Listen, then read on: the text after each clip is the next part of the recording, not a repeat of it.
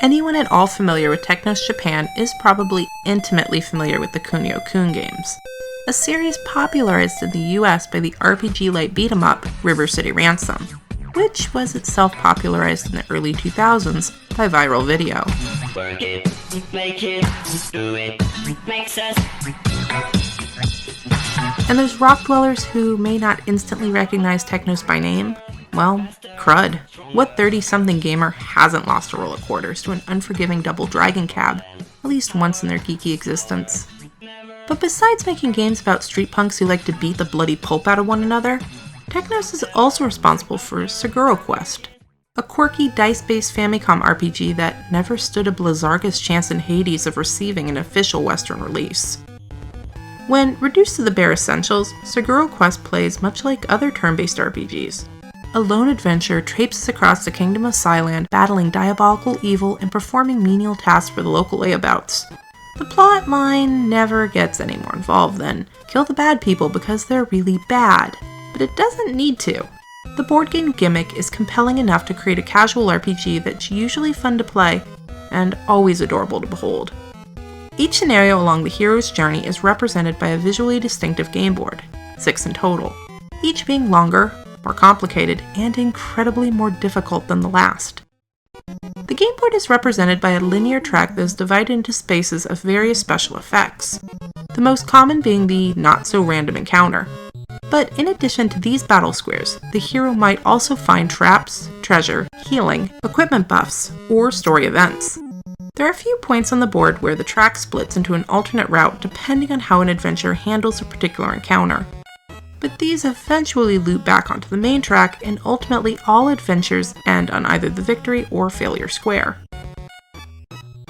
During combat, the hero and the monster's diceman, he's a little man that rolls the die. How much detail do I really need to go into on this?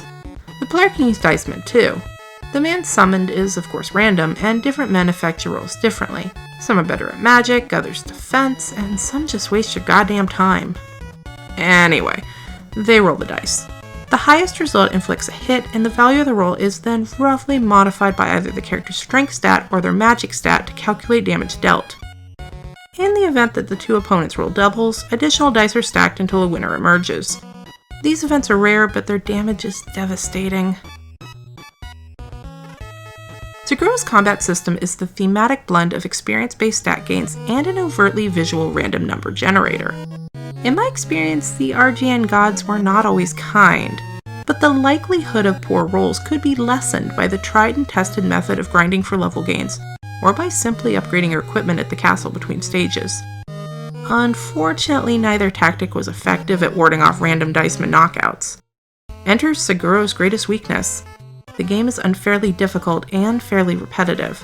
To stand a chance at completing a new stage, your adventurer will have had to run through the previous game board 2, possibly even 3 times. And even when your hero is fully prepped for an encounter, a series of terrible rolls could easily be her downfall.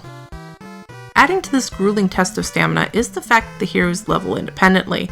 Later stages are impossible to play with a new character unless fully leveled and equipped.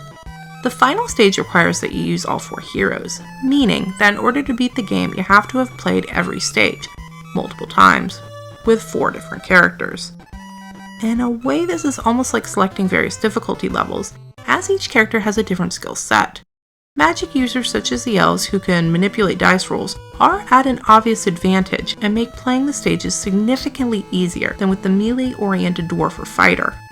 Consequently, while Sugoro Quest's minimal storyline, linear progression, and stage-based exploration make it a decent gaming option for short sessions, particularly in between longer RPGs, the amount of time required to fully complete the game is a considerable investment.